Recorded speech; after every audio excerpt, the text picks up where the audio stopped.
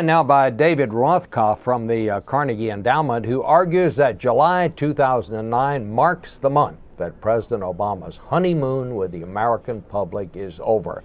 David, why are you bringing this bad news to the White House?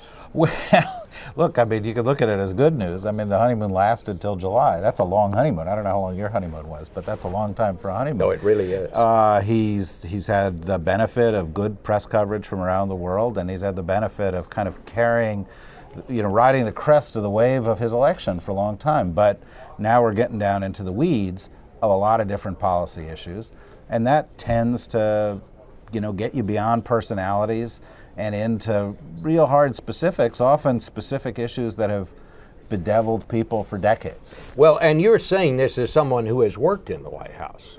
Yeah. And worked in the Clinton White House. Worked in the Clinton administration. The White House of another Democrat, although you were also associated with Henry Kissinger along the way on various projects. Yeah, no, I'm a centrist, which means I've found ways to offend both sides. Yeah. Let's go through some of the reasons you say that the honeymoon is over. And you say no matter who is president, Kim Jong Il is still nuts. Right. And well, I mean, and Kim Jong Il is a problem, and he's also kind of a metaphor. He's there. He's been there for a long time, just like the Arab-Israeli problem has been there for a long time, just like nobody's successfully, brought peace and stability to Afghanistan and Pakistan for, millennia. Mm-hmm. And so, Barack Obama may be a fresh breeze in Washington, but around the world that breeze blows pretty softly. Another reason you list is kissing up to a president who smokes is like kissing an ashtray. Well, what I was saying is, there were some stories in the past couple of weeks that showed that the press, even in Washington, was starting to get a little tougher with the president. One of them was that they were getting on his case for smoking. Mm-hmm. And it's just, they didn't pick at him for stuff like that for the past 6-12 months. And now they're starting to. And, I don't think at the White House they should take this as anything, seriously wrong. This is the way it works, and they're settling in. Do you think the press has been too easy on Obama? Well, I don't know if it's too easy. They've been easier on, certainly they were easier on him than they were on Bush in his final year. Now, Bush earned the tough time that he got. But, you start being president with all the responsibilities from day one. Mm-hmm. And so this idea of a honeymoon is not really optimal from the perspective of the American people, because the scrutiny needs to start from day one, because the issues are big and the stakes are still high. But the fact of the matter is, the press, no matter who is president, the press generally gives a president the benefit of the doubt in the early weeks. I remember I was the White House correspondent when Gerald Ford came to the presidency, and I remember we all ran out and ran in, I guess would be the way to say it, and did stories about how he made his own muffins for breakfast, and this went on and on. Then, of course, when he pardoned Nixon, boom, right. But it's a very similar situation, because Nixon was such a dark cloud over the White House, and the national mood was dragged down. And so when Gerald Ford stepped in, it was a new day. People wanted to embrace the new day. Yeah. And it's worked the same with Reagan and Carter, and it's working the same with Obama and Bush.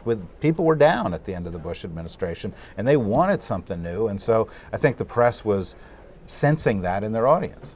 And do you think that is because the press is partisan, that it likes Democrats more than it likes Republicans? You say, I don't. I think it's just because something new brings a change in press coverage and the way it happens. Look, I think Fox News was easier on Obama than they will be soon.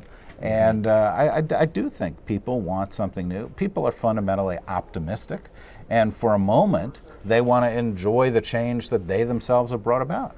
One other reason you list on your list of reasons why the honeymoon is over, you say Hillary's fracture was not the first in the administration. Well, look, first of all, you got to get everybody in place. This is step one in every administration. Step two in every administration is discovering who doesn't like each other.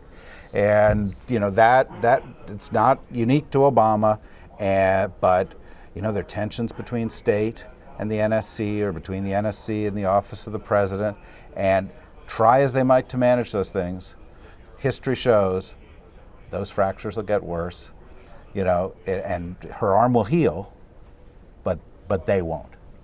So what you're saying here is that this is just something that happens. It's not a particularly bad thing. It's just every honeymoon is going to come to an end. The rubber will finally hit the road, and then the president has to deal with the problems that he's been given. Right, and I think in one sense it's a very good thing, because we do have to move from a campaign mode. We do have to move from the mode where the president is the policy, where being Barack Obama is enough, to starting to get down and to the nuts and bolts of how do you solve the Arab-Israeli issue, or how do you deal with bringing stability to Waziristan, or what can you do about Kim Jong Il? And those things take really down in the dirt, diplomatic slogging, where the president can't do it alone. He needs a team to be out there functioning in a way that they couldn't even have done until now, because not everybody was in place. All right. Thank you very much, David.